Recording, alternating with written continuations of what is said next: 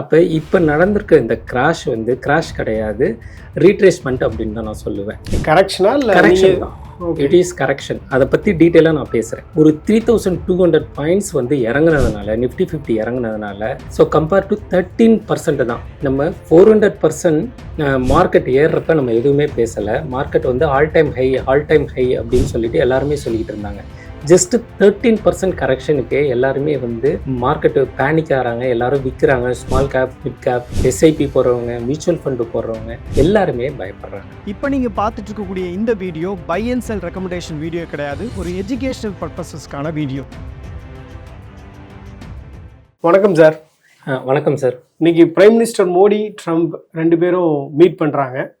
Especially வந்து US import குட்ஸ்க்கான tariff வந்து increase பண்ணியிருக்கிறாங்க. ஸோ இதனால வந்து இந்தியன் மார்க்கெட்டை அது எந்த அளவுக்கு அதை அஃபெக்ட் பண்ணியிருக்கதா நீங்கள் நினைக்கிறீங்க சார்? இப்போ ஒரு சிம்பிளாக சொல்லணும், பிரதமர் மோடி வந்து இன்னைக்கு காலையில் போயிட்டு யூஎஸில் இறங்குறாரு ஃப்ளைட்டில். அதுக்கு ஒரு 10 minutes முன்னாடி யூஎஸ் ஃபினான்ஷியல் மினிஸ்டர் வந்து ஒரு டேக்ஸ் போடுறாங்க. அது வந்து ரெசிப்ரோகால் அப்படின்ற ஒரு டேக்ஸ் போடுறாங்க. நீ எனக்கு டேக்ஸ் போட்டிங்கன்னா நான் உனக்கு டேக்ஸ் போடுவேன் அப்படிங்கிறாங்க. கிட்டத்தட்ட 25% வந்து போடுறாங்க. மார்னிங் 5:30 CNN அனௌன்ஸ் பண்ணுறாங்க. ஃபினான்ஷியல் மினிஸ்டர் வந்து இது மாதிரி ரெசிப்ரோகால்ன்ற ஒரு டேக்ஸு நான் போடுவேன் அப்படிங்கிறாங்க. ஸோ இந்தியாவுக்கு மட்டும் இல்லை, எல்லா கண்ட்ரிக்கும்.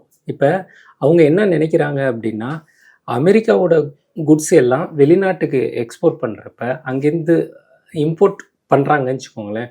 இப்போ பண்ணுறப்ப அவங்க வந்து டேக்ஸ் போடுறாங்க. இப்போ ஃபார் எக்ஸாம்பிள் ஐஃபோனு யூஎஸில் தயார் பண்ணுறாங்க, இந்தியாவுக்கு வர்றப்ப நம்ம ஒரு டேக்ஸ் போடுறோம். ஏன் அந்த டேக்ஸ் போடுறோம் அப்படின்னா, நம்ம இந்தியாவில் உள்ள மற்ற மொபைல்ஸ்லாம் அஃபெக்ட் ஆகக்கூடாது அப்படின்னு சொல்லிட்டு அதுக்கு ஒரு எக்ஸ்ட்ரானரி ஒரு டேக்ஸ் போட்டு அதோட ருப்பீஸ் வந்து ஃபார் எக்ஸாம்பிள் 1,20,000 1,30,000 இருக்குது. ஸோ இது மாதிரி ஒரு டேக்ஸ் போட்டு ஐஃபோனோட விலையெல்லாம் இது பண்ணுறாங்க. மற்ற பிராண்டெல்லாம் நம்ம இந்தியாவில் சஸ்டெயின் ஆகணும் அப்படின்னு சொல்லிட்டு தான் அதெல்லாம் பண்ணுறாங்க. இப்போ ட்ரம்ப் என்ன பண்ணுறாருன்னா, நீ ஏன் பொருளுக்கு டேக்ஸ் போட்டிங்கன்னா நீ ஓன் பொருள் நான் இம்போர்ட் பண்ணுறீல்ல, அந்த பொருளுக்கு சுங்கவரி சேவையை நான் அதிகரிப்பேன் அப்படிங்கிறாங்க. அப்போ இந்தியாவிலேருந்து நம்ம எக்ஸ்போர்ட் பண்ணுற எந்த ப்ராடக்ட்டுக்குமே அவங்க வந்து டேக்ஸ் அதிகமாக போடுறாங்க. அதனால் நமக்கு ப்ராஃபிட் வந்து ரொம்ப கம்மியாகுது. இந்த ரீசன்னால தான் இந்த ஷேர் மார்க்கெட் வந்து கீழே விழுகுது. நிறைய பிரச்சனைகள் இப்போ ஓடிக்கிட்டு இருக்கு சார். இப்போ இந்தியன் மார்க்கெட்டை பொறுத்தவரையில் ஒரு நெகட்டிவ் ட்ரெண்டை நோக்கி போயிட்டு இருக்குன்னு வச்சுக்கோங்களேன். இப்போ இதுக்கான முக்கியமான காரணம் வந்து ஃபாரின் இன்ஸ்டிடியூஷனல் இன்வெஸ்டர்ஸ் வெளியே போகிறாங்க, அதுதான் அதுக்கான பிரச்சனைக்கு காரணம் அப்படின்னு நிறைய பேர் சொல்கிறாங்க. ஏன் வந்து இந்தியன் மார்க்கெட்லேருந்து ஃபாரின் இன்ஸ்டிடியூஷனல் இன்வெஸ்டர்ஸ் போகிறாங்க அப்படின்றத நம்ம பேசுறதுக்கு முன்னாடி ஒரு சின்ன டேட்டாவும் நம்ம பார்த்துடலாம். இப்போ இந்தியாவில் பார்த்தோம்னா ஃபாரின் இன்ஸ்டிடியூஷனல் இன்வெஸ்டர்ஸுடைய இன்வெஸ்ட்மெண்ட் அப்படின்னு பார்க்கும்போது கிட்டத்தட்ட ஒரு 80 lakh crore கிட்ட இருக்குது, இப்பயுமே இருக்குது அப்படின்றது சொல்கிறாங்க. இப்போ ஃபினான்ஷியல் இயர் 2014 2020 வரையும் பார்த்தீங்க அப்படின்னா ஒரு 20% ஃபாரின் இன்ஸ்டிடியூஷனல் இன்வெஸ்டர்ஸ் வந்து இந்தியன் மார்க்கெட்லேருந்து வெளியே போயிருக்கிறாங்க.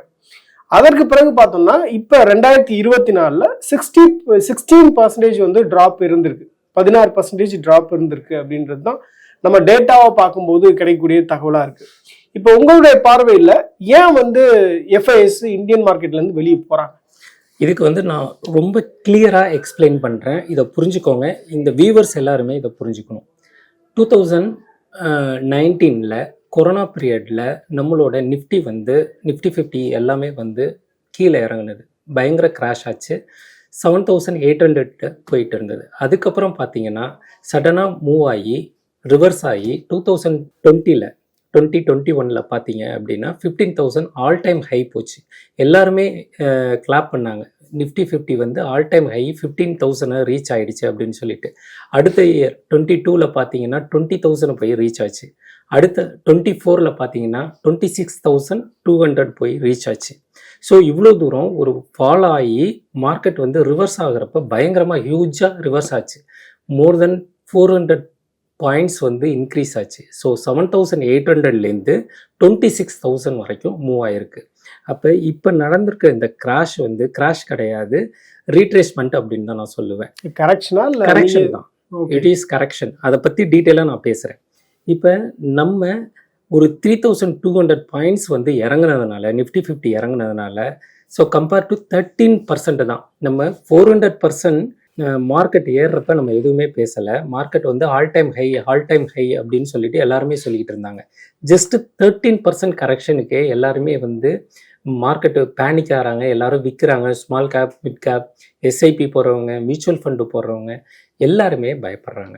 இது வேற ஒன்றும் இல்லை, இது ஒரு சின்ன கரெக்ஷன் தான்.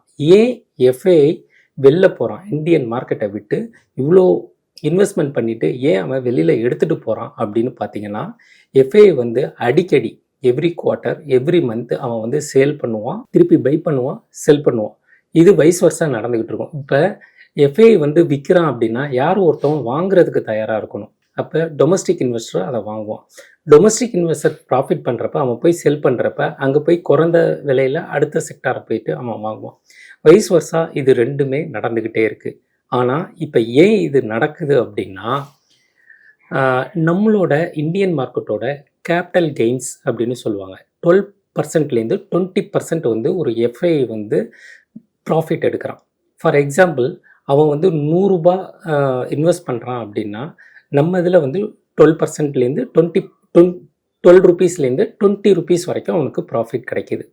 இதில் என்ன இங்கே நடக்குது அப்படின்னா, அவன் 12%லேருந்து 20% கிடைக்கிறது லாங் இன்வெஸ்ட்மெண்ட்டாக இருந்ததுன்னா நம்ம கவர்மெண்ட்டுக்கு 12% அவன் டேக்ஸ் பே பண்ணணும். இதே ஷார்ட் டேர்மாக இருந்ததுன்னா 20% அவன் பே பண்ணணும். ஷார்ட் டேர்ம் கேபிட்டல் கெயின்ஸ் அப்படின்றது உங்களுக்கு 20% இருக்குது. லாங் டேர்ம் கேபிட்டல் கெயின்ஸ் அப்படின்றது 12.5% இருக்குது. ஆனால் எஃப்ஐ என்ன பண்ணுறான், எவ்ரி குவார்ட்டர் வந்து அவனோட ஸ்டாக்கை விற்கிறான், ப்ராஃபிட் எடுக்கிறான், திருப்பி பை பண்ணுறான், செல் பண்ணுறான்.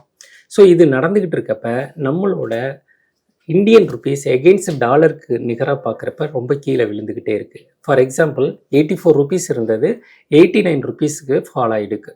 ஸோ இது இம்பேக்ட் என்ன நடக்குது அப்படின்னா, ஃபாரின் இன்ஸ்டியூஷனில் அவன் எடுக்கிற 12%லேருந்து 20%, இப்போ வந்து அவன் வந்து ஷார்ட் டேர்ம் தான் ரொம்ப பண்ணிக்கிட்டு இருக்கான். அப்போ ஷார்ட் டேர்ம் பண்ணுறப்ப 20%, லாங் டேர்ம் பண்ணுறப்ப 12%, அதில் இதோட 6% கழிச்சிட்டானா அவனுக்கு ஓவரால் ப்ராஃபிட்டே வந்து 6 to 7% தான் கிடைக்கிது.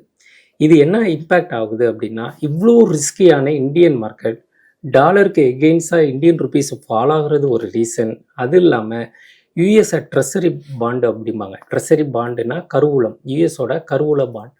அவங்க என்ன பண்ணுறாங்கன்னா, நீங்கள் வாங்க என்கிட்ட, நான் 5% ரிஸ்க் ஃப்ரீயாகவே உங்களுக்கு ப்ராஃபிட் தரேன் அப்படின்னு சொல்லி கேட்குறாங்க ஃபாரின் இன்வெஸ்டர்கிட்ட. நீங்கள் வந்து கனடா, யூஎஸ், கனடா, ஜப்பான் அந்த மாதிரி கண்ட்ரிலேருந்து நீங்கள் என்கிட்ட வாங்க, என்கிட்ட இன்வெஸ்ட் பண்ணுங்கள், நான் உங்களுக்கு வந்து 5% ப்ராஃபிட் தரேன் அப்படிங்கிறாங்க. சார், இப்போ இந்தியன் மார்க்கெட்டில் வந்து நீங்கள் சொல்கிறீங்க short term, long term capital gains வந்து கொஞ்சம் அதிகமாக இருக்குது. அது வந்து ஒரு பெரிய அளவில் ஃபாரின் இன்ஸ்டிடியூஷனல் இன்வெஸ்டருக்கு பயன் தரல அப்படின்றது சொல்கிறீங்க. இப்போ யூஎஸ், கனடா, ஜப்பான் இங்கெல்லாம் கூட பார்த்தீங்க அப்படின்னா உங்களுக்கு வந்து கேபிட்டல் கெயின்ஸ் இருக்கும் தானே? அதுக்கு தான் நான் சொல்ல வரேன். இந்தியாவில் நீங்கள் இன்வெஸ்ட்மெண்ட் பண்ணீங்க அப்படின்னா உங்களுக்கு 6 to 7% தான் ப்ராஃபிட் கிடைக்கிது. ஓகேங்களா? ஷார்ட் டேர்முக்கு 6 to 7% தான் ப்ராஃபிட் கிடைக்கிது. ஆனாலும் இந்திய ரூபாய் வந்து வீழ்ச்சி அடைஞ்சிக்கிட்டே இருக்கிறதுனால அவனுக்கு வந்து அந்த கிடைக்கிறது ரொம்ப 12% கிடைக்கிறது 6 to 7% ஆகிடுச்சு. இப்போ வந்து வெளிநாட்டில் அவங்க என்ன பண்ணுறாங்க, நீங்கள் வந்து எங்கள்கிட்ட இன்வெஸ்ட் பண்ணுங்க அப்படின்னு சொல்கிறப்ப நான் 5% ஃப்ரீயாகவே தர்றேன் அப்படின்னு சொல்கிறான் ப்ராஃபிட். நீங்கள் போயிட்டு யூஎஸ் பாண்டில் இன்வெஸ்ட் பண்ணிங்கன்னா உங்களுக்கு வந்து 5% நான் கொடுத்துறேன். இப்போ 1 லட்சம் போனீங்கன்னா 5000 ரூபா உங்களுக்கு கொடுத்துறேன் 5% பர் இயர் அப்படின்னு சொல்லி கொடுத்துறேன்னா, இந்தியன் மார்க்கெட்டில் ரிஸ்க் அதிகமாக இருக்குது, டாக்ஸேஷன் அதிகமாக இருக்குது.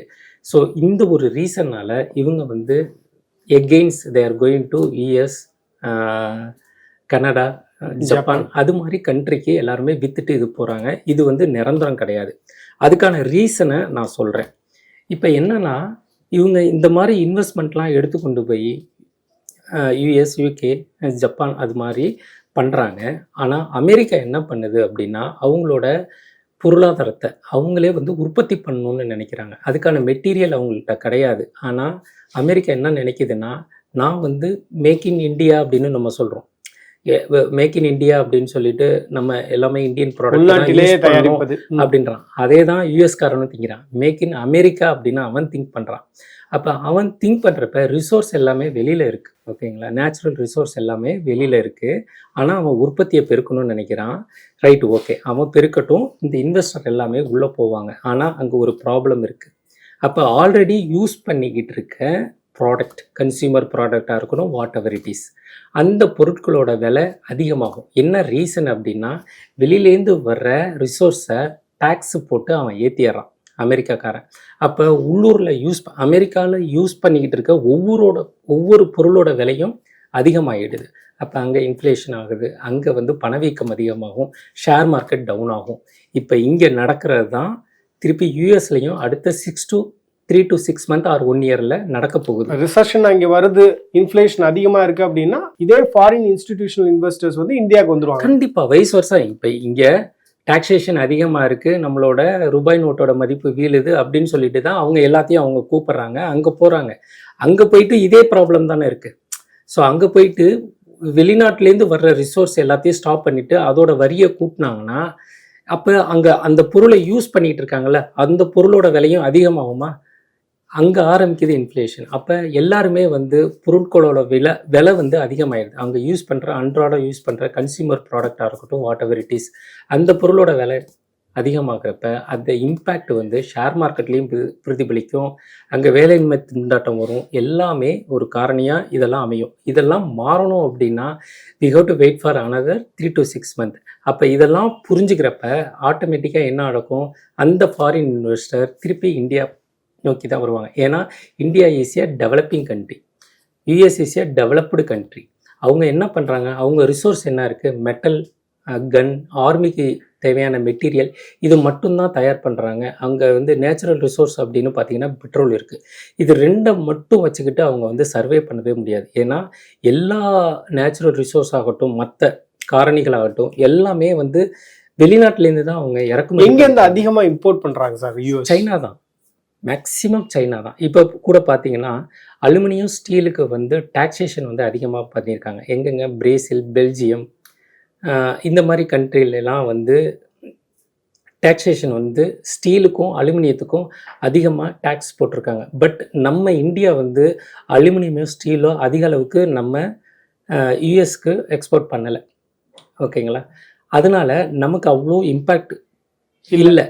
ஓகேங்களா, ஆனால் அந்த ப்ராப்ளம் வந்து என்ன ஆகுது அப்படின்னா, இந்தியாவில் இருக்கிற ஸ்டீல் கம்பெனிக்கெலாம் ப்ராப்ளம் அடையுது. என்ன ரீசன்னா, ஸ்டீலோட டேக்ஸை இன்க்ரீஸ் பண்ணதுனால அங்கே போயிட்டு அவங்க அந்த ஸ்டீல்லாம் கொடுக்க முடியாது. ஓகே, மற்ற கண்ட்ரீஸ்லாம் ஸ்டீல்ஸோ அலுமினியத்தோ இம்போர்ட் பண்ண முடியாது. அங்கே பண்ண முடியாதனால அந்த டம்பை எடுத்துக்கொண்டாந்து இந்தியாவில் டெவலப்பிங் கண்ட்ரி நம்ம இங்கே வந்து டம்ப் பண்ணுறான். ஆல்ரெடி நம்ம ஒரு 100 ரூபாய்க்கு இங்கே வந்து ஒரு பொருள், அலுமினியம் சார்ந்த பொருளோ இல்லை ஸ்டீல் சார்ந்த ஒரு பொருளோ நம்ம இங்கே வச்சுருக்கோம் அப்படின்னா 100 ரூபாய்க்கு அந்த பொருளை நம்ம விற்கிறோன்னா, இப்போ யூஎஸ் வாங்க மாட்டேன்னா அவ்வளோ ப்ரொடக்ஷனையும் அவன் என்ன பண்ணுவான், டெவலப்பிங் கண்ட்ரியில் கொண்டாந்து போடுவான். அப்போ போடுறப்ப இங்கே ஆல்ரெடி 100 ரூபாய் இருக்கிற பொருளை நான் என்ன சொல்லுவான், நான் 25 ரூபாய்க்கு தர்றேன் அப்படின்னு சொல்லுவான். ஏன்னா எண்டு வியூவர்ஸ் கூட இதை புரிஞ்சுக்கிறதுக்காக நான் வெரி கிளியராக, எஸ்பெஷலி எலக்ட்ரானிக்ஸ் குட்ஸ்ன்னு வச்சுக்கோங்களேன். அப்போ என்ன பண்ணுவான், 100 ரூபாய்க்கு விற்கிற இங்கே ஆல்ரெடி விற்றுக்கிட்டு இருக்க பொருளை அவன் அங்கே யூஎஸில் சேல் பண்ண முடியாமல் எடுத்துக்கொண்டாந்து இந்தியாவில் டம்ப் பண்ணுறப்ப, இந்தியாவில் ஆல்ரெடி 100 ரூபாய் விற்றுக்கிட்டு இருக்க பொருளை அவன் வந்து பேரம் பேசுவான். நான் உனக்கு 25 ரூபாய்க்கு கொடுக்குறேன் அப்படின்றப்ப ஆல்ரெடி 100 ரூபாய்க்கு நம்ம வாங்கி வச்சுருந்த ரிசோர்ஸ் எல்லாமே ஓகேங்களா கொலாப்ஸ் ஆகும். அப்போ இந்தியன் மார்க்கெட்லேயும் இந்த இம்பேக்ட் வந்து கிரியேட் ஆகும். பட் இது வந்து கண்டினியூ ப்ரொலாங் போகாது. இது வந்து 3 to 6 months இந்த இஷ்யூஸ் வந்து ரிசால்வ் ஆகும். சார், இப்போ ஃபாரின் இன்வெஸ்டர்ஸ் வந்து இப்போ யூஎஸ், கனடா, ஜப்பான் இப்படி போகிறாங்கன்னு நீங்கள் சொல்கிறீங்க. பட் இன்னொரு பக்கம் வந்து சைனாவில் அதிகமாக இன்வெஸ்ட் பண்ண ஆரம்பிச்சிருக்காங்க. இந்தியன் மார்க்கெட்லேருந்து அவங்க வெளியே போய் சைனாவில் தான் இன்வெஸ்ட் பண்ணுறாங்க அப்படின்ற ஒரு பெர்ஸ்பெக்டிவ் இருக்குது. ஆமாம், அவங்களும் இதே மாதிரி கேபிட்டல் கெயின்ஸ் எல்லாத்தையும் வெய்வர் பண்ணுறாங்க, ஃப்ரீ பண்ணுறாங்க. அந்த ஒரு ரீசனுக்கு வேண்டி தான் எல்லாரும் அந்த சைடு போகிறாங்க. திருப்பி அடுத்த பட்ஜெட்டில் நாங்கள் வந்து கேபிட்டல் கெயின்ஸ் எல்லாம் இன்க்ரீஸ் பண்ணுறோம் அப்படின்னா அங்கேருந்து திருப்பி இங்கே வருவாங்க. இது வந்து ஃபாரின் இன்ஸ்டியூஷன் வந்து இப்போ மட்டும் வந்துட்டு போகிறதில்ல. ஓகேங்களா. அடிக்கடி ஒரு 1 இயர் பார்த்தீங்கன்னா திடீர்னு வந்து ஒரு குவார்ட்டர்லனா நாங்கள் வந்து ஃபாரின் இன்வெஸ்டர் நாங்கள் எல்லாம் வித்துட்டு போகிறோம், இங்கே வந்து இந்தியாவில் வந்து ஸ்டேபிளாக இல்லை மார்க்கெட்டு, மற்ற ரீசன்னால நாங்கள் வெளில போகிறோம்பாங்க, விட்டு போயிடுவாங்க, திருப்பி இங்கே வருவாங்க. அந்த ரீசன்லாம் பார்த்தீங்கன்னா நீங்கள் இயர் எண்டு அப்படின்னு பார்த்தீங்கன்னா எப்போதுமே பார்த்தீங்கன்னா இப்போ இந்த மார்ச் ஃபைனான்சியல் இயர் பார்த்தீங்கன்னா இந்த இடத்துல செல்லிங் ப்ரெஷர்லாம் அதிகமாக இருக்கும். ஸோ இந்த டயத்தில் தான் நீங்கள் ஜனவரி மாதம் எடுத்து பாருங்கள், எந்த ஒரு இயராக இருக்கட்டும், ஜனவரி மாதம் எல்லா ஷேர் மார்க்கெட்டும் கிராஷ் ஆகிருக்கும், கீழே இறங்கியிருக்கும், எல்லாருமே செல்லிங் ப்ரெஷராக இருக்கும். அதுக்கப்புறம் புதுசாக ஃபைனான்ஷியல் இயரில் அவங்க ஸ்டார்ட் பண்ணுவாங்க, இன்வெஸ்ட்மெண்ட் பண்ணுவாங்க. இந்த ரீசன்னால தான் இது நடக்குதே ஒழிஞ்சியும் இது பெரிய இம்பேக்ட்லாம் கிடையாது. ட்ரம்ப் வந்து அடிக்கடி ஒரு நியூஸ் வந்து நான் வந்து டேக்ஸ் போட்டுருவேன், அதாவது பதிலுக்கு பதில் நீ என்னோட ப்ராடக்ட்டுக்கு நீ 25% டேக்ஸ் போட்டிங்கன்னா நீ விற்கிற பொருள் நான் என்கிட்ட வந்ததுன்னா நான் வந்து 25% டேக்ஸ் போடுறேன் அப்படின்னு பயமுறுத்திக்கிட்டு இருக்கார். அந்த ஃபியர்னால மட்டும்தான் இந்த ஸ்டாக் மார்க்கெட் எல்லாமே கிராஷ் ஆகிட்டு இருக்கு, நாட் கிராஷ், ரீட்ரேஸ்மெண்ட் நடந்துகிட்டு இருக்கு அப்படின்னு தான் சொல்லுவேன். இப்போ ட்ரம்ப்போடைய வந்து ஒரு க்ளோஸ் ஃப்ரெண்டு பிரதமர் மோடி, பிஎம் மோடி அப்படின்றது நிறைய நேரங்களில் பார்த்துருக்கோம். கிட்டத்தட்ட ஒரு ப்ரோ ட்ரம்ப் ஃபேக்டரில் தான் பிரதமருமே எப்பவுமே இருப்பார். இப்போ அவர் வந்து ட்ரம்ப்பை மீட் பண்ணுறதுனால நிறைய பாசிட்டிவான விஷயங்கள் இந்தியன் மார்க்கெட்டில் நடக்க போகுது அப்படின்ற மாதிரியான தகவல்கள்லாம் வருது. குறிப்பாக வந்து இந்த யூஎஸ் டாரிஃப்ன்றதும் ஒரு இந்த பைலேட்ரல் மீட்டிங்கில் அது ஒரு அஜெண்டாவா இருக்கு அப்படின்னு சொல்றாங்க. அது இதோட இம்பாக்ட் என்னவா இருக்கும்னு நினைக்கிறேன். அமெரிக்கா என்ன பண்ணுவோம்னா மற்ற நாடு யாரெல்லாம் பேச்ச கேட்கலையோ அவனுக்கெல்லாம் டாக்ஸ் போடுவோம். இப்போ வந்து கனடாவும் மெக்சிகோவும், கனடா மேலே இருக்குது, மெக்சிகோ கீழே இருக்குது, இந்த 2 பேரையும் அவன் ஹோல்ட் பண்ணணும்னு நினைக்கிறான். ஏன், என்ன ரீசன் அப்படின்னு பார்த்தீங்கன்னா நேச்சுரல் ரிசோர்ஸ் எல்லாமே இந்த 2 நாட்டுகிட்ட இருக்குது. ஸோ இதை நமக்கு கீழே கொண்டு வந்துட்டோம்னா நமக்கு நேச்சுரல் ரிசோர்ஸு எந்த இஷ்யூஸும் கிடையாது. அதனால தான் இப்போ பிரதமர் மோடியே இங்கே போயிருக்காரு, போய் இறங்கணுன்னே 10வது நிமிஷத்தில் ரெசிப்ரோக்கல் டேக்ஸ் போட்டிருக்காங்க. இது வந்து இந்தியாவிலேருந்து நான் எந்த பொருள் வந்து இந்தியாவுக்கு கொடுத்தாலும் நீங்கள் எவ்வளோ 25% போடுறீங்களோ அதே அளவுக்கு உங்களோட ப்ராடக்ட்டு அமெரிக்காவுக்கு போச்சுன்னா நான் இவ்வளோ டேக்ஸ் போடுவேன் அப்படின்னு ஓப்பன் ஸ்டேட்மெண்ட்டு கொடுத்துருக்காரு. நீ அதிகப்படுத்தினா நான் அதிகப்படுத்துவேன். இப்போ அமெரிக்கா மாதிரி வேர்ல்டு கண்ட்ரோல் பண்ணுற ஒரு கண்ட்ரி ஒரு 10 நாட்டை இது மாதிரி உனக்கு டேக்ஸ் போடுவேன் அப்படின்னு சொன்னேன்னா ஒரு 6 பேர் பயந்துருவான், 4 பேர் வந்து அவன்கிட்ட போயிட்டு சமாதானம் பேச போவாங்க. அதில் நம்ம மோடி பிரைம் மினிஸ்டரும் அது மாதிரி தான் பேச்சுவார்த்தைக்கு போயிருக்காங்க. ஆனால் அந்த பயந்த 6 பேரும் அவங்கள்ட்ட பேச்சுவார்த்தை நடத்துவாங்க, அப்புறம் ரிலாக்ஸேஷன் நடக்கும். இது ஒன் கைண்ட் ஆஃப் வந்து என்ன சொல்கிறது, கண்ட்ரோல் பண்ணுறது. சரி சார், இப்போ ஃபாரின் இன்வெஸ்டர்ஸ் வந்து எப்போ இந்தியாவுக்கு திரும்பி வர்றதுக்கான வாய்ப்பு இருக்குதான்னு நினைக்கிறேன். அதை தான் நான் வெரி கிளியராக சொன்னேன். இப்போ வந்து வெளிநாட்டில் இவங்க போயிட்டு இன்வெஸ்ட் பண்ணுறாங்க, அங்கே வந்து அமெரிக்கா வந்து அவனே வந்து எஃப்எம்ஜி அவங்களே ஃபுட் மூவிங் ப்ராடக்ட் அவங்களே பண்ண போகிறாங்க, ஆடம்பர பொருட்கள்லாம் அங்கே வெளிநாட்டிலேருந்து வாங்குறதுக்கு பதிலாக நானே பண்ண போகிறேன் அப்படின்னு சொல்கிறாங்க. ஸோ அதனால எல்லாருமே கொண்டு போய் அங்கே வந்து யூஎஸ் ட்ரெஸரி பாண்டு அது மாதிரி இதில் இன்வெஸ்ட்மெண்ட் பண்ணுறாங்க. பட் அங்கே ஹியூமன் ரிசோர்ஸ் அங்கே இருக்காங்களா? யாருமே கிடையாது. சைனா, இந்தியாவை தவிர்த்து வேறு யாரும் ஹியூமன் ரிசோர்ஸ் அந்தளவுக்கு கிடையவே கிடையாது. ஸோ இங்கே பண்ணுறப்ப ஆல்ரெடி யூஸ் பண்ணியிருக்க ப்ராடக்டோட விலையெல்லாம் அதிகமாகிடும். ஏன்னா இந்தியாவிலேருந்து ஒரு ப்ராடக்ட் போகுதுன்னு வச்சுக்கோங்களேன், இந்தியாவிலேருந்து ஃப்ரிட்ஜு தயார் பண்ணி யூஎஸ்க்கு அனுப்புகிறோம். அப்போ யூஎஸில் இந்த டேக்ஸ் வந்து 40,000 இருக்கிற ஃப்ரிட்ஜை வந்து நீ 80,000 கொடுத்து வாங்கணும் அப்படின்னு சொன்னால் ஆல்ரெடி அவன் அங்கே வச்சுருக்க ரிசோர்ஸ் எல்லாமே அடிபடும்ல, திருப்பி இவ்வளோ காசு கொடுத்து வாங்கணுமா அப்படின்னு அவங்களுக்கு இதாகும். ஆல்ரெடி யூஸ் பண்ணிகிட்டு இருக்கவங்க இவ்வளோ வரிச்சுமையை அவங்களால தாங்க முடியாது. ஒரு சீப்பாக வாங்குகிற ஒரு பொருளை ஹியூஜ் காசு கொடுத்து வாங்குறப்ப அங்கே இன்ஃப்ளேஷன் ஸ்டார்ட் ஆகுது. அங்கே ஸ்டார்ட் ஆனோன்னா என்ன ஆகும், திருப்பி ஃபாரின் இன்வெஸ்டர்லாம் திருப்பி வருவாங்க. அவங்க வந்து டாக்ஸேஷன் பண்ணுறேன் அப்படின்ட்டு இந்தியன் கவர்மெண்ட் சொல்லுவாங்க, நீங்கள் எஃப்ஐஎல்லாம் உள்ளே வாங்க. இதே மாதிரி சவுத் ஆஃப்ரிக்காவுக்கும் நடந்திருக்கு. இது மாதிரி நாங்கள் டாக்ஸேஷன் இவ்வளோ போடுவோம் அப்படின்னு சொன்னோன்னே ப்ரீவியஸ் இதில் நான் சொல்கிறேன், அதிகமாக பண்ணோன்னா அவங்க வெளில வந்துட்டாங்க. அதுக்கப்புறம் அங்கே ஷேர் மார்க்கெட் எதுவுமே நடக்கலை, ஃப்ளோவே இல்லை. அதுக்கப்புறம் திருப்பி வந்து சவுத் ஆஃப்ரிக்கா, ஆமாம் சவுத் ஆஃப்ரிக்காவில் இதுக்கு முன்னாடி நடந்திருக்கு. ஸோ அவங்க என்ன பண்ணுறாங்க, அதுக்கப்புறம் டேக்ஸ் ஃப்ரீ பண்ணாங்க, கேபிட்டல் கெயின்ஸ் டேக்ஸை ஃப்ரீ பண்ணோன்னா எல்லாரும் போயிட்டு இன்வெஸ்ட் பண்ணாங்க. ஸோ இது வயசு வருஷம் நமக்கு நடந்துக்கிட்டே இருக்குது. ஃபாரின் இன்வெஸ்டர் வெளில போகிறதும் திருப்பி உள்ளே வர்றதும். இப்போ ஃபார் எக்ஸாம்பிள் நீங்கள் நல்லா யோசனை பண்ணி பாருங்கள், ஃபாரின் இன்வெஸ்டர் வெளில போயிட்டுருக்கேங்கிறாங்க, டொமஸ்டிக் இன்வெஸ்டர் வாங்கிக்கிட்டு இருக்காங்க. ஒருத்தவன் விற்கிறானா ஒருத்தவன் வாங்க செய்வான், கீழே இறங்குறப்ப வாங்கிக்கிட்டே இருப்பான். வாங்கிட்டு திருப்பி ஃபாரின் இன்வெஸ்டர் உள்ளே வருவான், இவனோடது மேலே ஏறும், இவன் விற்பான். ஸோ வாங்க விற்க 2 பேரும் ஃபாரின் இன்ஸ்டியூஷனும் டொமஸ்டிக் இன்ஸ்டியூஷனும் 2 பேரும் ஃபைட் பண்ணிக்கிறாங்க. ஸோ நான் விற்கிறேன்ப்பா நீ வாங்கிக்கோ, நான் விற்க போகிறப்பா நீ வாங்கிக்கோ. இதுதான் நடந்துக்கிட்டு இருக்கணும். இதில் பேனிக் ஆகிறதுக்கு எந்த விஷயமும் கிடையவே கிடையாது. நம்ம ஸ்ட்ராங்காக இருக்கலாம். இந்தியன் மார்க்கெட் வந்து very very strong. For example நீங்கள் கணக்கெடுத்து பார்த்துக்கோங்க, 2007 எடுத்து பார்த்துக்கோங்க, நிஃப்டி 50 என்ன ரேட்டில் இருந்தது அப்படின்னு சொல்லிட்டு இப்போ 6000 கிட்ட எல்லாம் போச்சு. அதுக்கப்புறம் திருப்பி 15,000 வந்தது, 20,000 வந்தது, 26,000 வந்தது. ஸோ இது இது மேலே தான் போயிட்டுருக்கு ஒழிஞ்சியும் இது கீழே இறங்கவே இறங்காது. ஹிஸ்ட்ரி எடுத்து பாருங்கள், எல்லா ஹிஸ்ட்ரியும் எடுத்து பாருங்கள். ஒரு சின்ன பேனிக்னால ஒரு 3000 பாயிண்ட் இறங்குது, ஒரு 5000 பாயிண்ட் இறங்குது அப்படின்னா அது ஒன்றும் பேனிக் ஆகிறதுக்கு பயமே இல்லை. ஏன்னா 400% ஏறுறப்ப ஒரு 13% இறங்குறதுக்கு நம்ம வந்து பயப்படுறதுக்கு அவசியம் இல்லை அப்படின்றதான் நான் சொல்லுவேன். லாஸ்ட் 4-5 மந்த்ஸில் பார்த்தோம்னா மார்க்கெட் வந்து ஒரு 13% வந்து இறங்கியிருக்கு அப்படின்றது தான் சார். ஆல் டைம் கரெக்ஷன்லாம் கிடையாது சார்.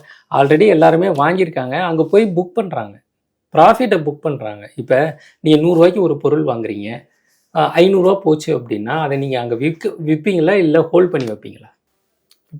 விற்போம். அந்த தான் இங்கே நடந்துக்கிட்டு இருக்கு. அவன் ஃபாரின் இன்சூரன்ஸ்லாம் விற்றுட்டு வேறு எங்கேயாச்சும் ஆப்பர்ச்சுனிட்டி கிடைக்குதான்னு போகிறான். இப்போ ட்ரம்ப் புதுசாக பதவி ஏற்றுக்கிறதுனால யூஎஸ் ட்ரெஸரி பாண்டில் நான் 5% கொடுக்குறேன், உங்களுக்கு எல்லா ஃபெசிலிட்டியும் பண்ணித்தரேன் அப்படின்னு யூஎஸ், கனடா, ஜப்பான் இதெல்லாம் சொல்கிறதுனால இவங்க இங்கேருந்து ஃபண்டை எடுத்துகிட்டு அங்கே போகிறாங்க. திருப்பி பாருங்கள், இந்தியன் மார்க்கெட்டில் கேபிட்டல் கெயின்ஸ் எல்லாம் கொஞ்சம் கம்மியாகும்.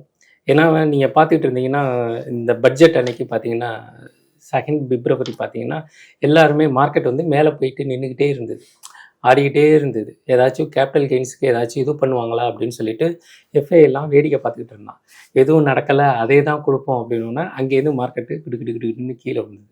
அந்த பேனிக் இருக்க தான் செய்யுது, ஆனால் போயிட்டு திருப்பி கண்டிப்பாக வருவாங்க. சார், இப்போ உங்களுடைய ஸ்பெகுலேஷன்ஸில் என்னென்ன செக்டர்ஸ் வந்து இனி வரக்கூடிய நாட்களில் பெட்டராக பெர்ஃபார்ம் பண்ணுறதுக்கான ஸ்கோப் இருக்கிறதா பார்க்குறீங்க? ஃபாஸ்ட் மூவிங் கன்சியூமர் குட்ஸ் அப்படின்னு சொல்லுவோம், எஃப்எம்சிஜி. ஓகேங்களா? அது என்ன நடக்குது அப்படின்னா நம்ம பட்ஜெட்டில் வந்து எனர்ஜிக்கு, க்ரீன் எனர்ஜிக்கு ஃபோக்கஸ் பண்ணியிருக்காங்க. இப்போ வந்து ஃபார் எக்ஸாம்பிள் சோலார் பேனல், அதுக்கப்புறம் எலக்ட்ரிக் பைக்கு, எலக்ட்ரிக் கார், அது ரிலேட்டட் பண்ணுற ஸ்டாக்ஸு. ஸோ அதில் எல்லாம் நம்ம வந்து இன்வெஸ்ட்மெண்ட் பண்ணோம்னா நல்ல ஸ்கோப் இருக்குது. எஸ்பெஷலி பார்த்தீங்கன்னா இந்த ஃபுட் ப்ராடக்ட். ஸோ ஃபுட் ப்ராடக்டை வந்து அதிக உற்பத்தி பண்ணுறதுக்கான சான்சஸ் அதிகம். ப்ராசஸ்டு ஃபுட்ஸா? ஆமாம், ப்ராசஸ் பேக்கிங் ஃபுட் அப்படிம்பாங்க. இன்றைக்கி வந்து யாருமே போயிட்டு மளிகை கடையில் எனக்கு வந்து 1/4 கிலோ பருப்பு வேணும், 1/2 கிலோ உளுந்து வேணும் அப்படின்னு கேட்குறது கிடையாது. எல்லாமே வந்து பேக்கடு ஃபுட்டாக தான் வந்துக்கிட்டு இருக்குது. இனிமேல் வரப்போகிற காலத்தில் பேக்கடு ஃபுட்டு தான் வரும். அதுக்கான டிரான்ஸ்போர்ட் சம்மந்தமாக ரிலேட்டட் சம்மந்தமான செக்டார்ஸ் எல்லாமே நல்ல மூவ்மெண்ட் இருக்கும். எஸ்பெஷலி க்ரீன் எனர்ஜி வந்து எலக்ட்ரிக்கல் பைக்கு, எலக்ட்ரிக்கல் காரு, அது ரிலேட்டட் பண்ண சோலார் பேனலுக்கெல்லாம் இப்போ வந்து சப்சிடி கொடுத்துருக்காங்க. ஆல்ரெடி 1 crore சப்சிடி கொடுத்துருந்தாங்க, அதை வந்து எக்ஸ்டெண்ட் பண்ணி எல்லாருமே சோலார் பேனலில் போகணும் அப்படின்னு சொல்லிட்டு இருக்காங்க. எலக்ட்ரிக் வெஹிக்கிள் வந்து நிறைய சேல்ஸ் ஆகிட்டு இருக்கு. டீசல் பெட்ரோலை வந்து கம்மி பண்ணுறாங்க. பஸ்ஸு முதற்கொண்டு எலக்ட்ரிக்கில் ஓடிக்கிட்டு இருக்கு, நிறைய இது சிட்டியில் நீங்கள் பார்க்கலாம்.